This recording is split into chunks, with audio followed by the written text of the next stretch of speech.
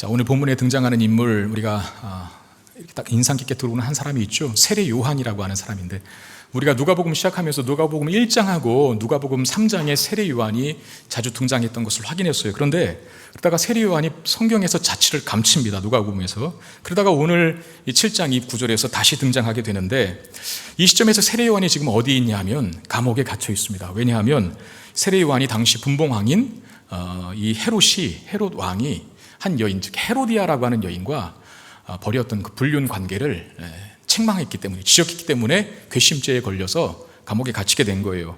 그러니까 헤롯 왕이 아내로 맞이했던 이 헤로디아는 누구였냐면 그 헤롯 왕의 동생인 빌립이라는 사람이 있거든요. 그 사람의 아내였습니다. 그런데 어떻게 다 둘이 눈이 맞아갖고 따라오게 된 것이죠. 그래서 둘이 결혼을 했는데, 요한은 여러분 굉장히 정의와 심판을 강조했던 사람 아닙니까? 그래서 이 헤롯 왕의 악한 행위에 대해서 막 회개하라고 선포하고 다녔던 거예요. 그로 인해서 헤롯에 의해 세례 요한이 옥에 갇히게 됩니다. 이런 상황에 있는 세례 요한에게 그의 제자들이 찾아가서, 그러니까 면회를 간 거죠. 일종의 감옥에 있는 면회, 세례 요한을 찾아 면회를 갔는데, 예수님의 행적에 대해서 이 요한의 제자들이 세례 요한에게 말을 해주는입니다. 18절에 보니까 요한의 제자들이 이 모든 일을 그에게 알렸다 그랬는데, 그 모든 일이 뭐겠어요? 이제껏 우리가 보았던 예수님께서 메시아로서 사역했던 모든 일들을 말하는 거죠. 예를 들어서 병자를 고치시는 일이라든지, 아니면 귀신 들린 자를 귀신을 쫓아내준다든지, 이런 일들을 막 하시는 모든 일들을 말이에요. 우리가 가장 근접거리에서 보았던 지난주, 지지난주에 백부장의 종을 말씀으로 고치는 예수님 보았잖아요. 그리고 나인성 과부의 장래 행렬에 있는 그 죽은 아들을 살려내시는 예수님, 이런 모든 일들을 세례 요한의 제자들이 감옥에 갇혀져 있는 세례 요한에게 가서 말한 겁니다. 예수님의 그런 행적을 듣고 세례 요한은 자신의 제자 두 사람에게 너희들 예수님께 가서 오실 그이가 당신입니까? 아니면 우리가 다른 일을 기다려야 합니까? 라고 물으라고 지시를 해요. 이게 무슨 뜻입니까? 세례 요한의 마음에 의심이 생긴 거예요. 왜? 예수님이 정말 메시아가 맞나? 라고 하는 의심. 우리는 이런 세례 요한의 의심이 참 당황스럽습니다. 왜냐하면 그래도 세례 요한하면은 믿음 있는 사람이고 신앙이 깊은 사람으로 알고 있고, 메시아의 길을 예언했던 구약에도 예언된, 구약에는 엘리야라고 되어 있지만 그 엘리야가 신약의 세례 요한이라고 하는 인물이거든요. 그렇게 위대한 사람이 어떻게 예수님이 메시아 되심을 이렇게 의심할 수 있을까, 확신하지 못할까 하는 그런 내용들 때문에 우리는 조금 당황스럽습니다. 왜 세례 요한이 예수님의 메시아 되심을 의심했을까요? 예수님이 하시는 일이 세례 요한의 기대와는 달랐기 때문에 그렇습니다. 요한은 메시아가 오면 즉각적으로 하나님의 나라가 시작될 줄 알았어요. 특별히 그가 생각하고 있는 메시아 왕국, 즉 하나님의 나라는 어떤 성격의 나라냐 하면 악이 심판을 당하고 악한 자들이 심판을 당하고 신실한 성도들이 승리하고 영광을 얻게 되는 날이 바로 즉각적으로 메시아가 오자마자 도래할 줄 알았다는 거예요. 그런데 안 그렇죠. 여전히 악한 헤롯 왕이 그 마을을, 그 나라를, 그 지역을 통치하고 있고 여전히 건재하고 있고, 그 헤롯으로 인해서 자신은 지금 어디 있어요? 잘못해서 감옥 간 건 아니잖아요. 복음을 전하다가 똑바로 살라고 회개를 외쳤다가 괘씸죄에 걸려서 악에 의해서 그 공격에 의해서 감옥에 갇혀진 자신의 현실, 도무지 자신의 기대와는 맞지 않는 이런 현실 때문에 예수님의 메시아가 맞는지라고 하는 의심이 생기기 시작했다는 겁니다. 요한의 제자들이 예수님께 찾아갑니다. 세례 요한이 시킨 대로 질문해요. 당신의 메시아가 맞습니까? 우리 세례 요한, 우리 선생님이 물어보래요 라고 했더니 예수님께서 요한이 보낸 두 제자를 끌고 가서 내가 지금 하는 행동 그대로 보고 들은 대로 세례 요한에게 가서 전해 라고 하는데, 22절에 예수께서 대답하여 이르시되 너희가 가서 보고 들은 것을 요한에게 알리되 맹인이 보며 못 걷는 사람이 걸으며 나병 환자가 깨끗함을 받으며 귀먹은 사람이 들으며 죽은 자가 살아나며 가난한 자에게 복음이 전파된다 하라 그랬어요. 여기서도 여전히 치유하고 살리고 구원하시는 일을 계속하죠. 바로 이게 메시아 사역이라는 거예요. 메시아가 와서 하는 일이 이게 맞다는 거예요. 여러분, 구약 성경에도 메시아가 예언되어서 그 메시아가 하는 일에 대해서 구약 성경이 말할 때 이런 일입니다. 가난한 자가 부유하게 되고 병든 자가 고쳐지고 눈먼 자가 눈을 뜨게 되는 이런 일들이 있거든요. 그 일을 지금 메시아 되신 예수님께서 하고 계시는 겁니다. 이거 본 그대로 전해라 라고 말하신 거예요. 물론 메시아 사역 중에는요, 세례 요한이 기대하는 것처럼 정의가 승리하고 악이 패배하는 심판도 있습니다. 메시아의 사역 중에는. 근데 그건 예수님의 초림의 시점에서는 일어나지 않는 일입니다. 여러분 2000년 전에 예수님께서 오셨잖아요. 2000년 전에 예수님께서 오셔서 하신 일은 구원의 주로서 복음을 전하는 일이에요. 가난한 자에게 복음을 전하고 병든 자에게 복음을 전하고 귀신 들린 자에게 복음을 전해서 그들을 치유하고 고치고 용서하고 구원하고 회복시키는 일을 2000년 전에 오신 예수님께서 하시는 겁니다. 근데 메시아가 해야 될 또 하나의 일이 있다 그랬죠. 지금 세례요한이 기도하는 거. 그게 뭡니까? 악을 심판하고 정의가 승리하는, 신실하게 믿음 지키는 성도들이 보란듯이 살아내는 그런 날도 오게 되는데, 그건 초림의 주님이 하는 게 아니라 어떤 주님이 하실까요? 그렇죠. 다시 오시게 될, 우리가 지금도 기다리고 있는 재림의 주님께서 하실 일이라는 겁니다. 여러분 2000년 전에 이 땅에 오신 예수님께서 하신 일은 구원과 복음을 증거하는 일이셨어요. 병든 자를 고치시고 죄 있는 자를 용서하시고 억눌린 자를 회복시키고 자유케 하는 일들을 하셨어요. 근데 이제 다시 오시는 예수님은 그런 구원주로서의 예수님으로 오는 게 아닙니다. 심판의 주로 오십니다. 믿는 자를 천국에 보내시고 믿지 않는 자를 영원한 지옥불에 떨어뜨리는 일을 하십니다. 세례 요한이 하나님의 그런 전체의 그림과 계획은 못 본 거죠. 구원의 주로서 2000년 전에 이 땅에 오셔서 복음을 전하시고 많은 사람들에게 회복과 치유를 선물하신 주님께서 이제 다시 오실 때 재림의 주로서는 완전한 하나님 나라를 이루시고 예수를 믿는 믿음을 갖고 있는 사람들이 그 나라에서의 삶을 누리고, 그 악은, 예수를 믿지 않는 모든 악한 자들은 지옥 불못에 떨어뜨리는 일을 하나님이 계획하신 전체의 그림이었다는 거예요. 그런데 요한에게는 이 전체의 그림을 보는 눈은 없었죠. 여러분, 우리가 그런 이야기 있지 않습니까? 장님 코끼리 만지기라고 하는 이야기 들어보셨을 거예요. 눈이 보이지 않는 사람이 코끼리 코를 이렇게 만져보더니 코끼리가 어떻게 생겼냐 물어본 거예요, 누가. 그랬더니 코끼리는 구렁이같이 생겼다라고 얘기하는 거죠. 또 눈이 안 보이는 어떤 사람이 코끼리 그 두껍고 거칠한 다리를 만져보면서 아, 코끼리는 나무 기둥, 아주 두꺼운 나무 기둥처럼 생겼다라고 말하는 것과 똑같은 거죠. 전체의 그림을 보는 눈이 없을 때에는 일부분은 사실일지라도 그게 진리의 핵심은 아니라는 거예요. 그러면서 예수님께서 이런 말을 덧붙이셨는데 23절 보면 누구든지 나를 인하여 실족하지 아니하는 자는 복이 있도다 하시니라 그랬어요. 자신으로 말미암아 실족하지 아니하는 자는 복이 있다 그랬어요. 여기 실족이라고 하는 단어가 헬라어로 스칸달론이라고 하는 단어인데, 이 스칸달론이라고 하는 단어에서 스캔달이 나왔습니다. 넘어진다는 뜻이에요. 걸려 넘어진다는 뜻이에요. 그러니까 자신의 기대와 부합하지 않는 예수를 밀어내는 거죠. 내가 생각했던 메시아는 이런 모습의 사람인데 지금 메시아가 하는 일을 보니까 아닌 거예요. 자기가 기대했던 모습이 아닌 거예요. 그래서 예수를 거부하는데 그게 실족이고, 예수님은 그런 실족하지 않는 자를 복이 있다라고 말씀하십니다.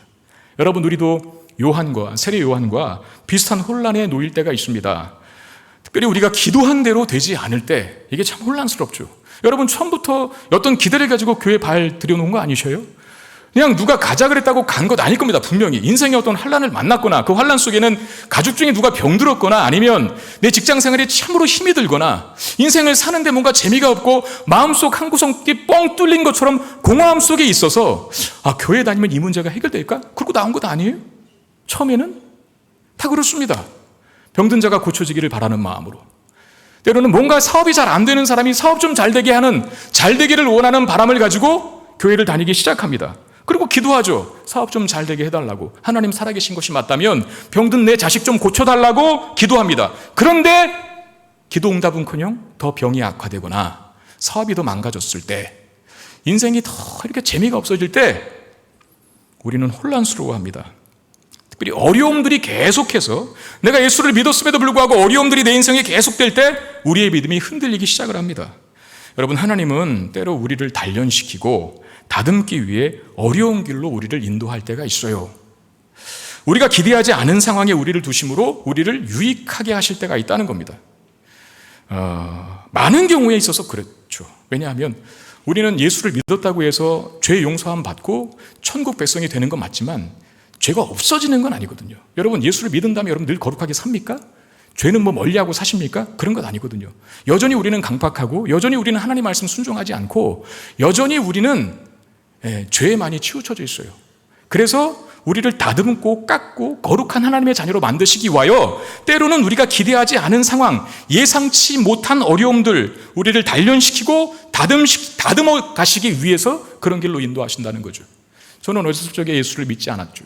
우리 가문 자체가 예수를 믿지 않은 가문이었기 때문에 제사를 지냈습니다. 겨울철에 이렇게 명절 때 설날 같은 경우는 겨울이니까 춥지 않아요.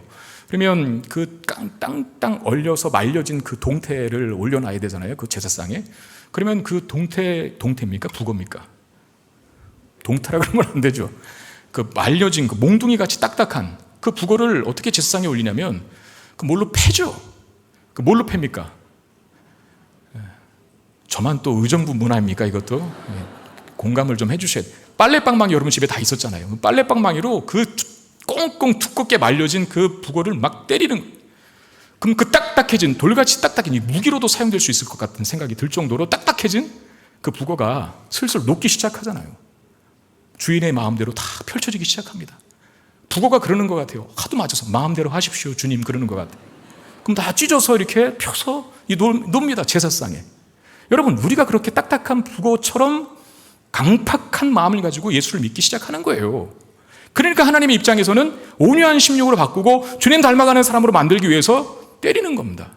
우리가 가기 싫어하는 곳에 두기시도 하고 우리를 단련시키고 우리를 다듬기 위해서 어려운 길로 우리를 인도하실 때가 있다는 거예요.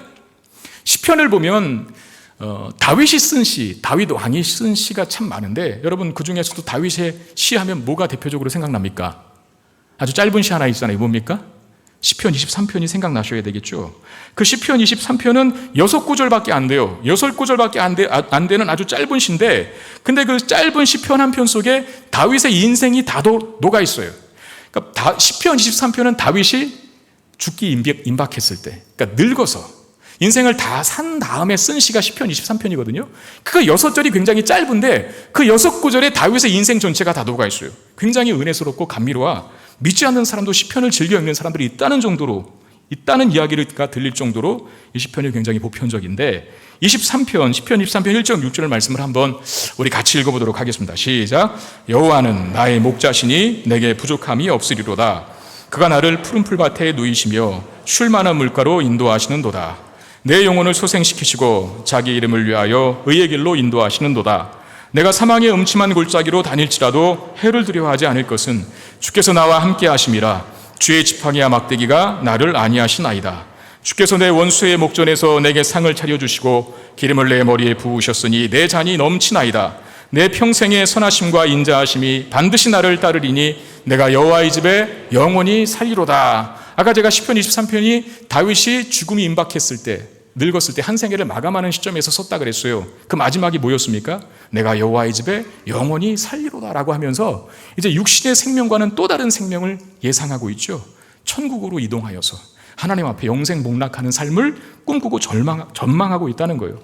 그렇게 되기까지 하나님 나라를 소망할 수 있게 되기까지 그의 인생 속에 푸른 초장과 쉴만한 물가가 있었습니다. 그리고 또 하나 사망의 음침한 골짜기와 원수의 목전도 같이 있었습니다. 자, 이게 굉장히 흙과 백 같아요. 여호와가 나의 목자가 되었으면 양인 우리의 입장에서는 목자가 하나님이니까 항상 우리의 인생이 푸른 초장 맑은 시냇가가 있는 곳으로만 가기를 원하죠. 그런데 목자이신 우리 하나님은 놀랍게도 사망의 음침한 골짜기로 양인 우리를 끌고 가셔요. 여러분 지금 사망의 음침한 골짜기 원수의 목전 앞에 놓인 이 양들 시인의 삶의 정황이 길을 잘못 들어서 자기가 실수해서 간 곳이 아닙니다. 목자가 끌고 간 거예요. 굴로 사망의 음침한 골짜기로. 우리는 푸른 초장 맑은 시냇가만 있기를 원하는데 목자 되신 하나님은 우리를 더 많은 경우에 있어서 사망의 음침한 골짜기와 원수의 목전 앞으로 끌고 가십니다. 왜 그럴까요? 그것도 우리를 유익하게 하기 때문에 끌고 가시는 거예요. 푸른 초장 쉴만한 물가에서만이 아니라 사망의 음침한 골짜기와 원수의 목전에서도 여전히 우리와 함께 하시는 하나님을 볼 수 있어야만 합니다. 내 인생에 기도응답이 있고 내가 원하는 대로 내 인생의 그림이 그려질 때만 하나님을 찬양하는 게 아니라 내가 생각하고 내가 설정하고 내가 그려진 인생의 그림이 그려지지 않는다 하더라도 오히려 정반대로 가는 모습들이 보인다 하더라도 그 속에서도 여전히 나와 함께 하시는 하나님을 인정할 수 있어야만 실족하지 않을 수 있는 거죠. 만약에 그렇게 하지 못하면 여러분 실족하는 자는 복이 없습니다. 실족하지 않는 자가 복되다라고 하셨거든요. 예수님께서. 우리 인생 속에 사망의 음침한 골짜기가 있고 원수의 목전 앞에 놓이는 순간이 있을지라도 그 자리로 나를 인도하신 하나님을 볼 수 있는 눈이 저와 여러분들에게 있게 되기를 주의 이름으로 축원드립니다. 그리고 이어지는 내용이 세례 요한에 대한 칭찬의 말씀이에요. 요한의 제자들로 하여금 예수님께서 메시아로서의 사역을 보여주신 다음에 병 고치고 치유하고 회복시키고 구원의 복음을 전한 다음에 이거 본대로 가서 전해 라고 보낸 다음에 예수님과 지금 함께 있는 무리들에게 세례 요한에 대해서 가르치십니다. 세례 요한은 이런 사람이라고. 자, 24절 26절. 요한이 보낸 자가 떠난 후에 예수께서 무리에게 요한에 대하여 말씀하시되 너희가 뭘 보려고 광야에 나가더냐? 바람에 흔들리는 갈대냐? 그러면 너희가 뭘 보려고 나가더냐? 부드러운 옷 입은 사람이냐? 보라, 화려한 옷을 입고 사치하게 지내는 자는 왕궁에 있느니라. 그러면 너희가 뭘 보려고 나갔더냐? 선지자냐? 옳다. 내가 너희에게 이르노니 선지자보다 훌륭한 자가 요한이다 라고 말하는 거죠. 제가 다시 한번 설명해 드리면 갈대를 보러 광야로 나가지 않는다는 거예요. 왜냐하면 갈대는 유대 지역에 흔하게 있는 거예요. 그 미쳤다고 갈대 보러, 갈대 구경하러 그 험난한 광야로까지 가서 갈대 보는 사람은 없다고 얘기해요. 그리고 화려한 옷 입은 자를 보기 위해서 험난한 광야로 가는 사람은 없다는. 화려한 옷 입은 자는 어디 있을까요?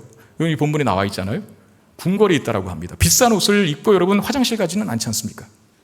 여러분 명품백 메고 목욕탕 가십니까? 네. 아니시죠. 좋은 곳, 궁궐과 같은 곳, 세련된 사람이 모이는 곳은 나도 치장하고 가는 거지만 화장실 갈 때 화려하게 치장하고 가는 사람 없고요. 목욕탕 갈 때 명품으로 도배하고 가는 사람 없다는 거예요. 광야에서 화려한 옷을 입을 사람을 찾는 사람을 봤냐? 라고 말씀하시면서 그럼 광야에는 왜 나갈까? 광야에는 왜 갈까? 그 광야에 누구를 만나러 가느냐라고 말하면서 광야에 선지자를 보러 간다 라고 말씀하십니다. 왜? 선자를 통해서, 광야에 있는 선자를 통해서 하나님 말씀을 듣기 위해 나간다는 겁니다.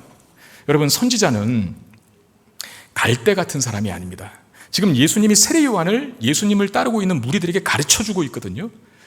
세례 요한이 약간 실족하는 조짐을 보였을 때 오히려 이 제자들이, 예수님과 함께 있는 제자들이 세례 요한을 믿음 없는 사람, 나약한 사람, 나쁜 사람이라고 오해할까 봐 세례 요한이 어떤 사람이라는 것을 이야기하면서 그를 칭찬해 주는 과정 속에서 갈대를 예로 들었고 화려한 옷 입은 자를 예로 들었어요. 그러면서 광야에서 그런 사람이 있지 않고 광야에는 선지자가 있는데 선지자는 갈대 같은 사람이 아니라는 거예요. 갈대는 바람에 따라 이리저리 흔들립니다. 여러분, 진짜 그리스도인은요 왔다리 갔다리 안 합니다. 세상에 한 발, 교회에 한 발, 그렇게 두고 살지 않아요. 여러분, 우리 정말 똑바로 신앙생활 하셔야 돼요. 네? 아까도 제가 말씀드렸지만 주님 다시 오시는 주님은 구원의 주님이 아니라 더 이상 심판의 주님이거든요. 그러니까 똑바로 깨어있어 신앙생활을 해야 되는데 선지자가 갈대 같지 않았다는 것은 무슨 뜻입니까? 구약시대 때는 갈대 같은 선지자들도 있었어요. 선지자들도. 어떤 선지자들이 그런 선지자들이었습니까? 거짓 선지자들. 왜? 그 사람들 눈치 보거든요. 누구 눈치 볼까요?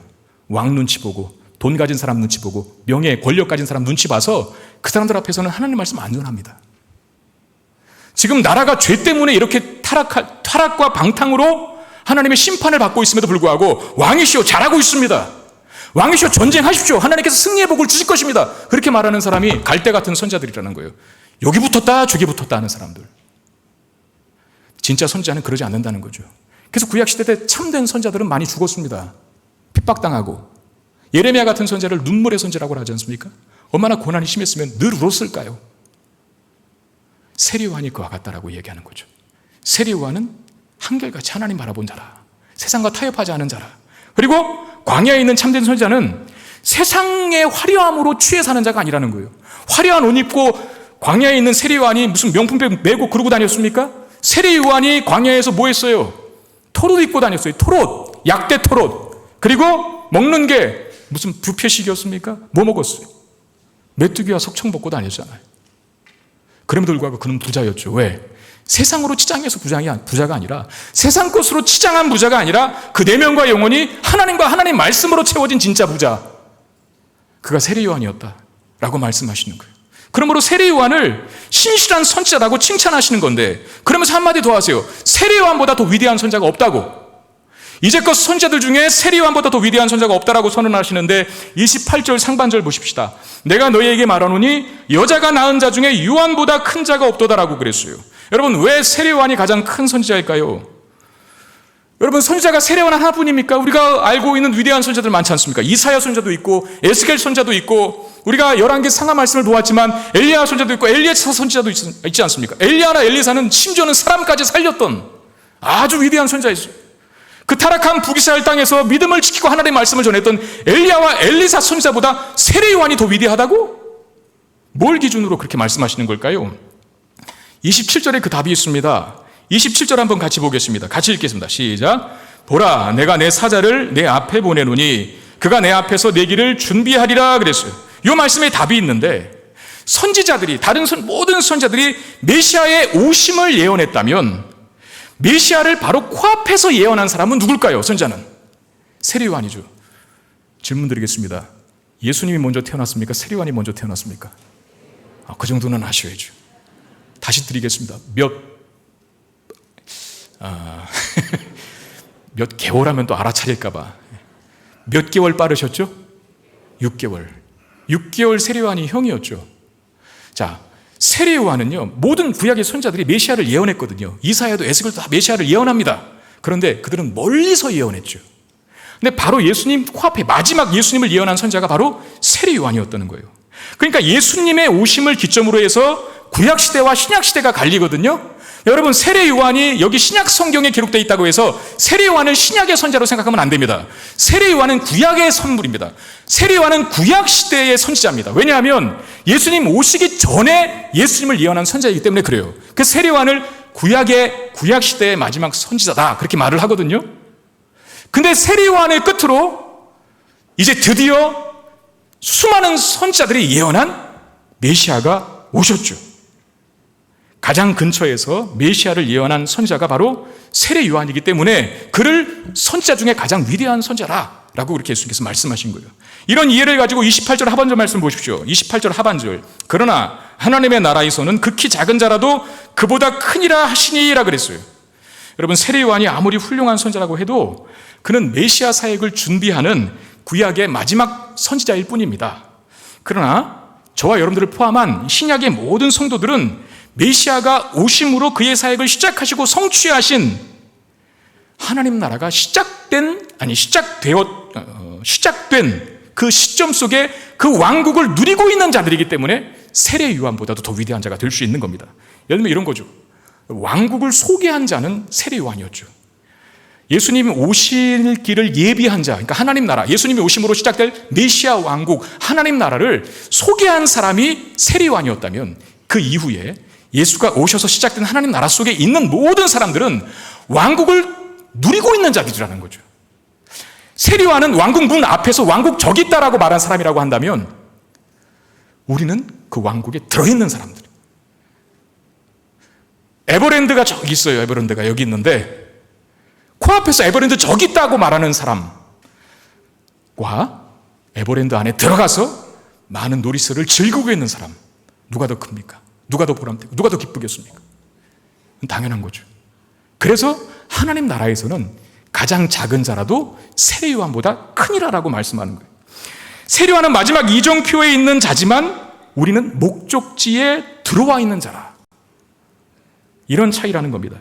그래서 우리가 가지고 있는 이 영적인 가치들에 대한 소중함을 알아야 합니다. 영적인 가치가 무슨 한두 가지겠습니다만 대표적으로 두 가지만 여러분들에게 좀 말씀드리고 도전하기를 원하는데, 우리는 이 완성된 신구약 66권의 성경을 가지고 있어요. 세례 요한 못 가지고 있었습니다. 바울도 그랬죠. 구약 성경을 가지고 있을지언정 우리는 신구약 66권 완성된 하나님의 계시를 가지고 있습니다.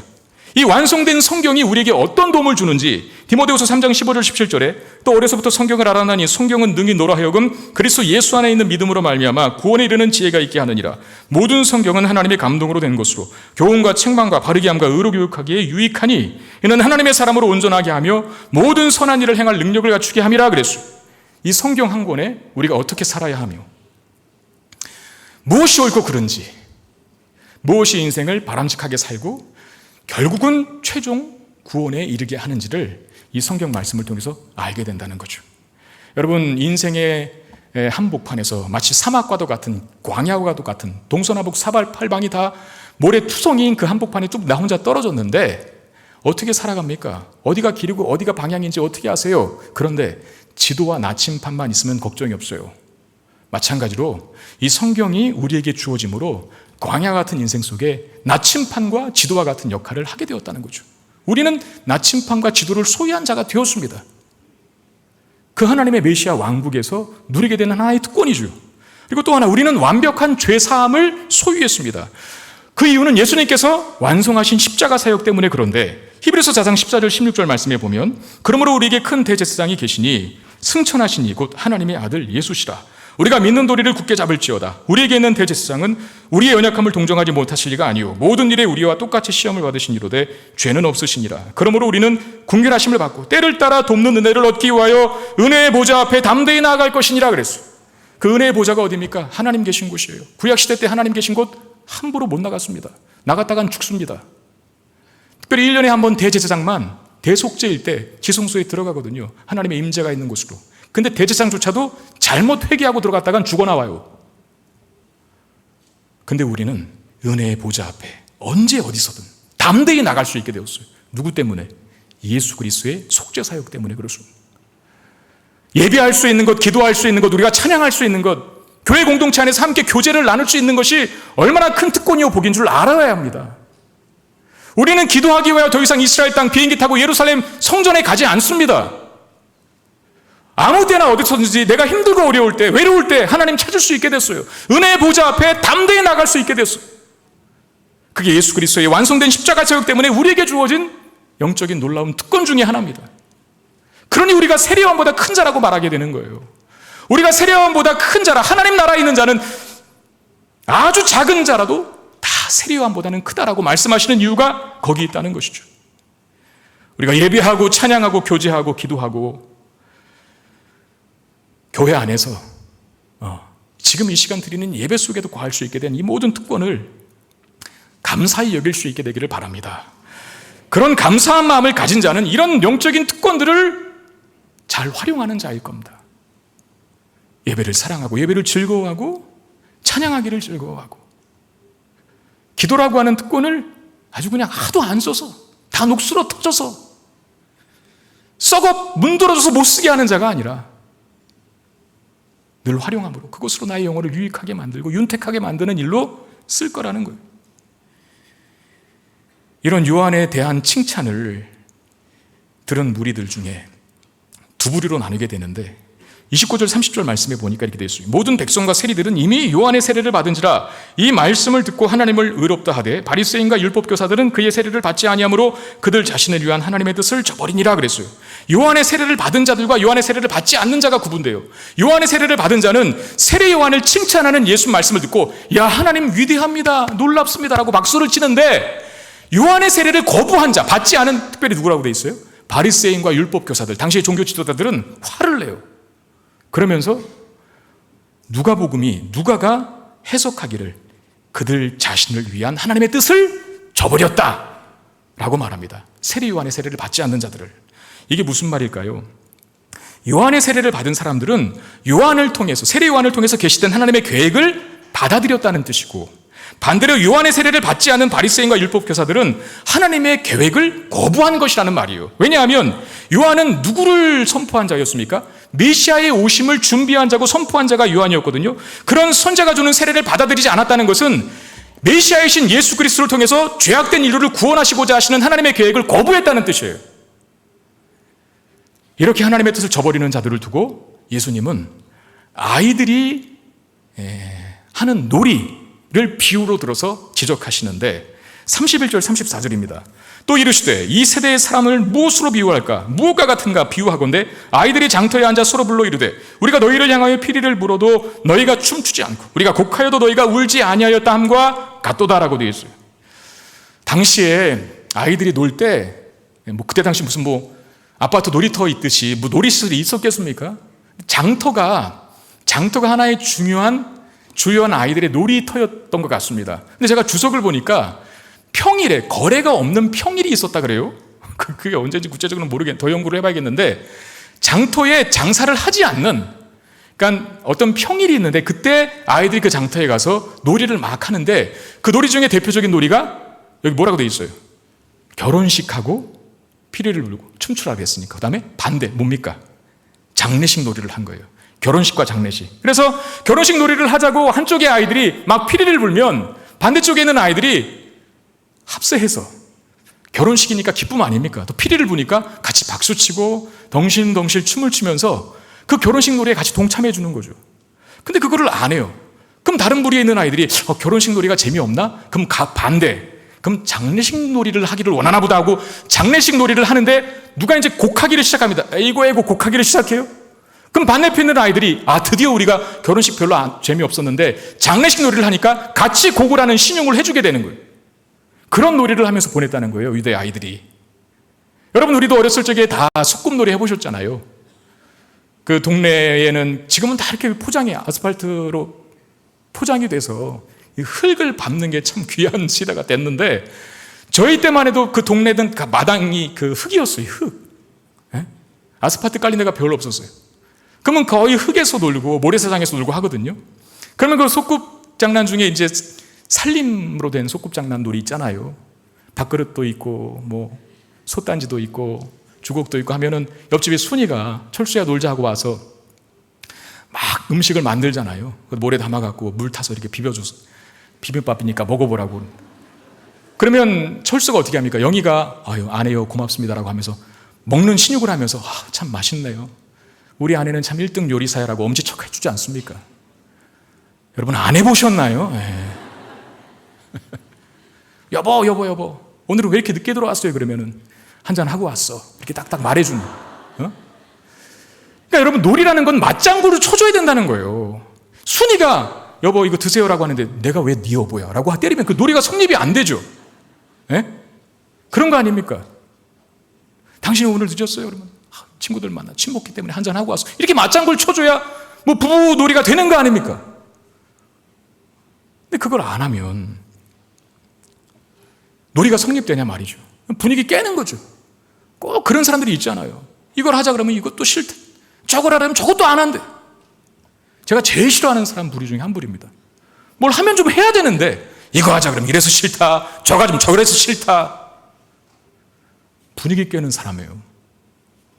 이 세대의 사람이 그런 영적 분위기, 구원과 회복의 때에 복음을 선포하는 그 분위기를 깨는 사람들로 가득 채워져 있다라고 예수님께서 탄식하면서 비유를 든 건데, 이 예수님 비유 속에도 등장하는 아이들, 피리를 물어도 춤추지 않고 곡을 해도 울지 않는 아이들이 마치 심판과 정의의 복음을 전하는, 그래서 회개를 이야기하는, 메시아 오시니까 빨리 회개하고 돌이켜라라고 복음을 선포하는 세례원을 보면서 저거 귀신 들렸다고 하면서 세례원의 복음을 거부하고, 그 반대의 모습으로 복음을 전하시는 예수님, 예수님은 죄인들과 함께 먹고 마셨죠.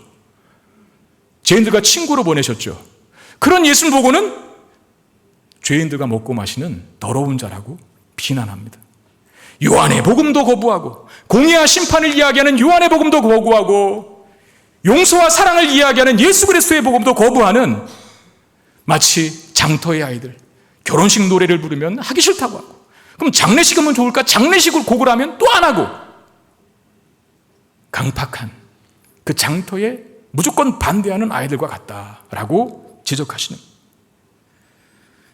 30절에 그런 말이 있었잖아요. 하나님의 뜻을 저버리는 바리새인들과 율법 교사들로 대표되는 이 종교 지도자들을 두고 예수님께서 하시는 말씀입니다. 그들은 하나님이 자신의 방식대로만 움직이기를 원해요.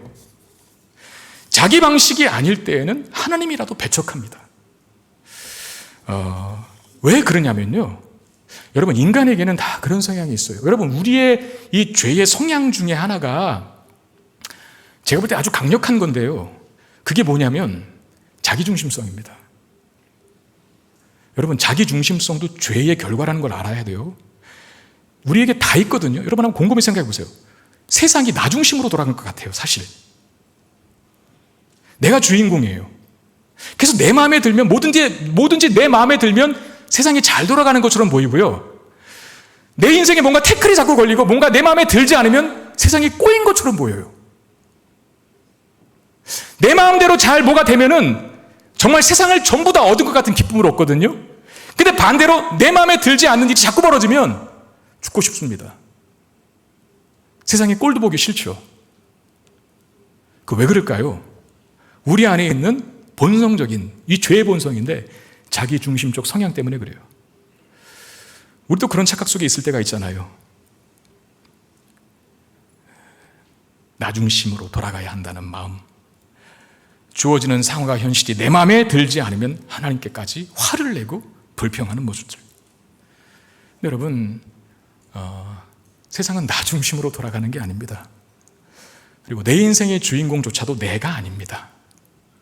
나의 인생의 주인공은 누구십니까? 하나님이십니다. 그리고 세상의 중심도 하나님이십니다. 하나님의 뜻이 이루어지기를 원해야지 내 뜻이 이루어지기를 원해서는 안 돼요. 그래서 여러분, 우리가 신앙생활에 입문하기 시작해서 이제 1년이 지나고 5년이 지나고 10년이 지나면서 점점점 사람이 바뀌는데, 왜냐하면 신앙생활을 그만큼 오래 했으면 정상적으로 그 사람이 성장했다면, 영적으로 성장했다면 그 성장의 열매들이 있을 거 아닙니까? 그 중에 아주 강력한 증거가 뭐냐면 기도를 보면 아는데, 초신자일 때에는요, 예수 믿은 지 얼마 안 될 때에는 기도가 다 자기중심적입니다. 저도 사실 그랬어요. 제가 아까도 얘기했지만 여러분, 예수 믿는다고 여기 와 계셨을 때 처음 왔던 그 자리에서는 여러분들이 무슨 결단하고 회심하고 내가 주님께로 살겠으면 하고 오십니까? 그거 아니거든요. 병든 내 누나 고쳐주십시오. 제가 그랬어요. 병든 내 누님, 병원에서도 포기한 제 누님 살려주십시오라고 기도하려고 왔어요. 하나님이 정말 계시면 살려주지 않을까? 왜? 방법이 없으니까요. 대안이 없으니까, 소망이 없으니까. 하나님이라고 하는 끈이라도 붙잡고 싶은 거예요. 그래서 와요. 기도 내용 보면 다 그거예요. 부부싸움 자주 하시는 부모님, 부부싸움 하지 않게 해달라고. 우리 가정이 행복하기를 원하고, 내가 이 공부가 안 돼서 참 힘든데 하나님 저에게 지혜를 주셔서 시험만 맞으면 100점 맞게 해주십시오. 다 그런 기도 제목이죠. 초반에는. 예수 믿은 지 얼마 안 됐을 때는 그 기도의 제목들이 다 자기중심적이에요. 그런데 하나님 말씀이 들어가기 시작하고, 신앙생활이 뭔지를 알기 시작하고, 하나님이 누구신지를 알기 시작하면서 점점점 자라나는데, 영적으로 자라나는 사람의 기도의 내용을 보면 달라요. 이제 초반에는 10개의 기도 제목을 냈다면 9개, 그 이상은 다 자기를 위한, 하나 정도만 하나님을 위한 게 들어갈까? 그런데 신앙이 성장하면 10가지 기도 제목 중에 9가지 이상이 다 하나님을 위한 기도 제목입니다. 제가 지금 그렇습니다. 그렇게 바꾸시더라고요. 그러니까 내 중심이 아닌 걸 알게 돼요. 그리고 내 인생의 주인도 내가 아니라 하나님인 걸 알게 돼요. 그러니 제가 하는 기도 제목 중에는 하나님, 부족한 저를 통해서 하나님의 영광이 드러나기를 원합니다. 하나님의 교회가 교회의 머리 되신 예수 그리스도의 이름을 높이기를 원합니다. 하나님의 뜻이 우리 성도들에게 이루어지기를 원합니다라고 하는 기도 제목으로 바뀌어요. 그게 정상적이고 하는 거예요. 그게 하나님을 인생의 주인으로 믿고 사는 사람은 하나님이 연주하는 음악에 자신을 맞춥니다. 하나님이 인생의 주인이신 사람은 하나님이 연주하는 음악 소리를 듣고 그 음악에 따라 덩실덩실 춤을 춥니다. 하나님이 연주하시니까. 그런데 여전히 자신이 자기중심성에 가득 차서 자신이 자신의 인생의 주인이라고 생각하는 사람은 하나님이 나의 장단에 놀아나기를 원합니다. 만약 하나님이 나의 장단에 놀아나지 않으면 요한처럼 실족하는 거예요. 그리고 오늘 본문에 등장하는 바리새인과 율법 교사들처럼 되는 거예요. 요한이 복음 전하면 귀신 들렸다고 거부하고, 예수님이 복음 전하면 죄인들과 함께하는 더러운 자라고 거부하고, 그게 다 자기중심적 성향 때문에 그래요. 그건 지혜가 아니죠. 하나님이 나의 장단에 놀아나서 내가 원하는 대로 내 인생의 방식에 그려지는 게 합당한 것인가? 아니라는 거예요. 반대로 하나님이 연주하시는 그 음악 소리를 듣고 내 인생의 장단을 맞추어가는 자가 복된 것인가? 그게 복된 것입니다. 그래서 마지막 35절에 이렇게 말하는 거예요. 지혜는 자기의 모든 자녀로 인하여 옳다함을 얻느니라. 제가 간단하고 쉽게 얘기해 드릴게요. 하나님이 하시는 모든 일이 옳습니다라고 하는 말입니다. 여러분들이 하나님의 자녀십니까? 하나님의 자녀 맞으십니까? 하나님의 자녀의 증거가 하나 있는 게 뭐냐면, 내 마음에 들지 않는 삶의 정화가 현실에 놓일지라도 나의 인생의 주인이 하나님이시니 하나님이 끌고 가시는 이 인생의 그림이 가장 합당합니다라고 말할 수 있는 열매가 있습니다. 그게 하나님의 자녀가 가진 증거예요. 우리의 생각과 다른 방식의 삶이 펼쳐진다 하더라도 요한처럼 불편한 마음을 갖지 마십시오. 오실 그이가 당신입니까? 아니면 또 다른 일을 기다려야 합니까? 라고 하는 질문을 요한에서 끝내야지 똑같은 질문을 반복하는 우리가 되지 않게 되기를 바랍니다. 예수님의 행적은 정확하게 성부 하나님의 계획과 일치하셨어요. 수많은 방해 어려움이 있었지만 결국은 십자가 지시고 부활하심으로 하나님 나라를 여셨어요. 그리고 이제 다시 오실 주님은 여전히 새하늘과 새 땅을 우리를 위해 완성시키시기 위하여 지금도 일하고 계신다는 사실을 믿으시길 바랍니다. 그 큰 그림을 머릿속에 두고 사십시오. 보여지는 것에 낙심하여 그야말로 실족하지 마시고 우리 인생이 하나님의 뜻과 섭리 가운데 진행되고 있다는 사실을 믿으십시오. 그 믿음 갖는다면 우리에게 있는 의심과 한숨은 사라지고 소망과 기대가 우리의 내면에 가득 채워지게 될 것입니다. 이 은혜가 우리에게 있게 되기를 주의 이름으로 축원드립니다.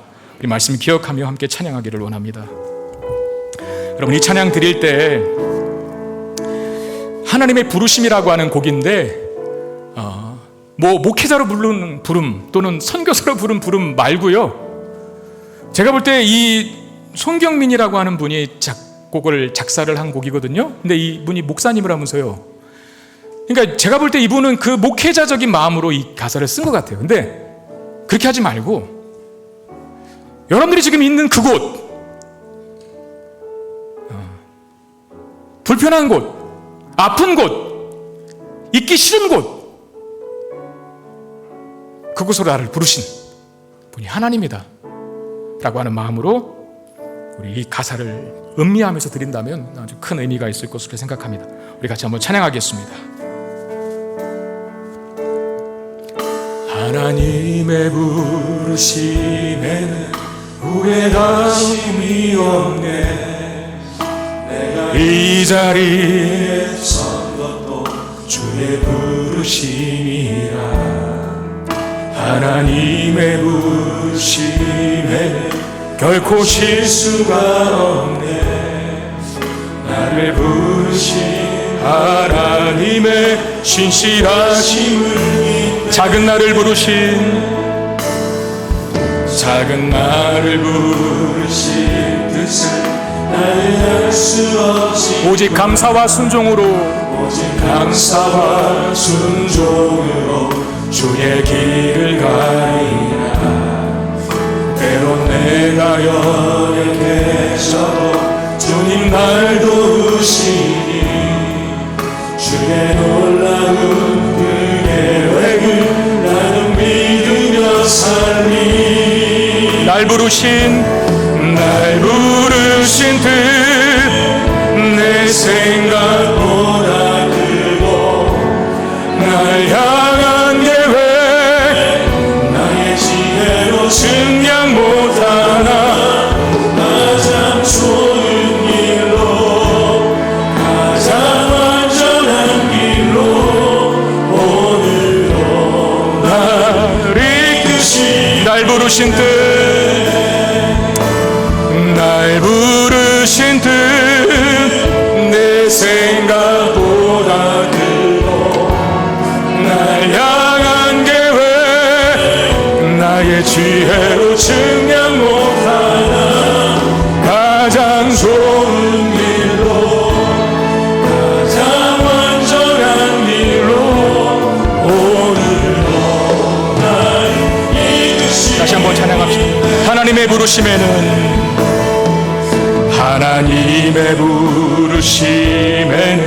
후회하심이 내가 이 자리에 선 것도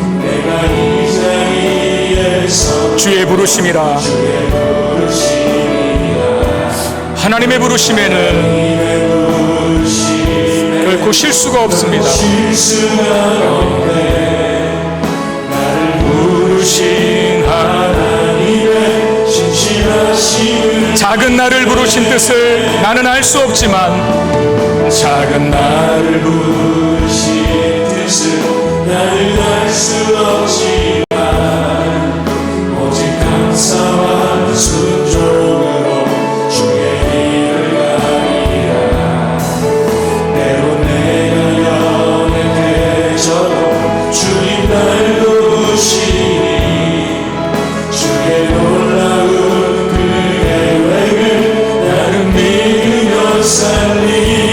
부르신 뜻, 날 부르신 뜻, 내 생각보다 크고 날 향한 계획, 나의 지혜로 측면 못하나 가장 좋은 길로, 가장 완전한 길로 오늘도 날 이끄시네. 다시 한번 열심으로 찬양합시다. 날 부르신 뜻, 날 부르신 뜻, 내 생각보다 크고 날 향한 계획, 나의 지혜로 측량 못하나 가장 좋은 길로, 가장 완전한 길로 오늘도 날 이끄시. 날 부르신 뜻, 날 부르신 뜻, 내 생각보다 크고 날 향한 계획, 나의 지혜로 측량 못하나 가장 좋은 길로, 가장 완전한 길로 오늘도 날 이끄십니다.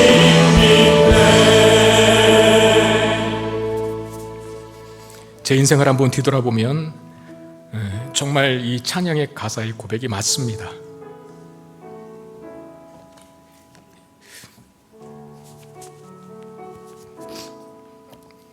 있기 싫은 곳에 있었거든요.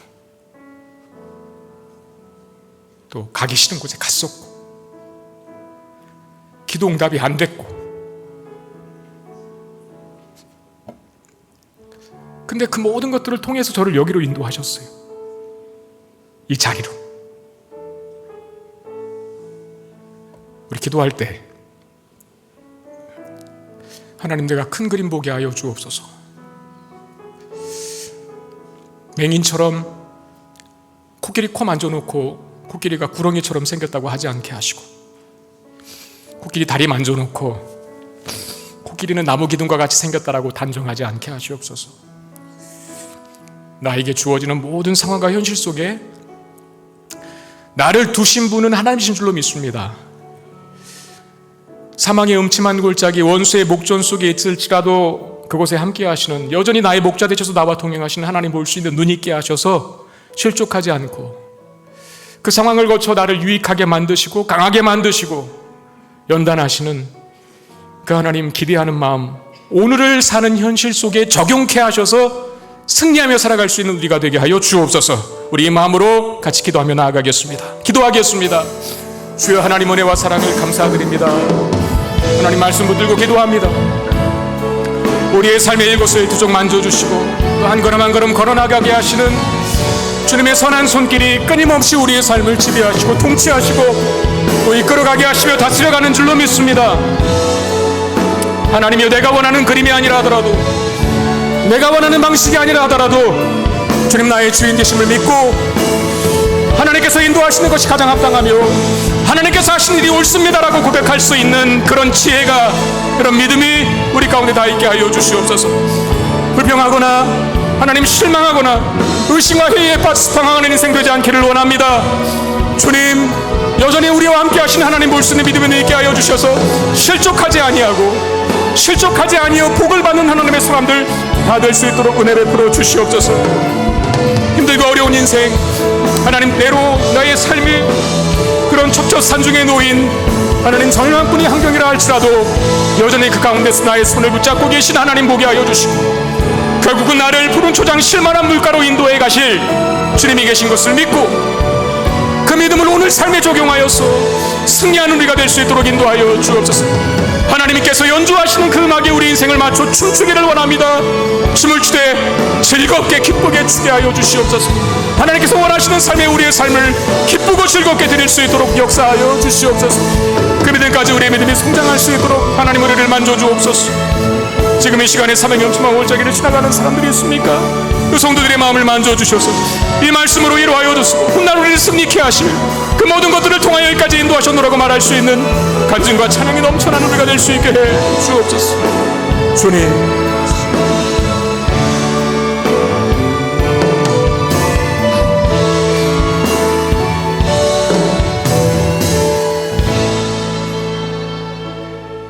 하나님, 때로 내 인생의 그림이 내가 원하는 대로 설정되지 않았다고 해서 우리 의심하고 또 회의하고 방황했던 모습 하나님 앞에 회개합니다.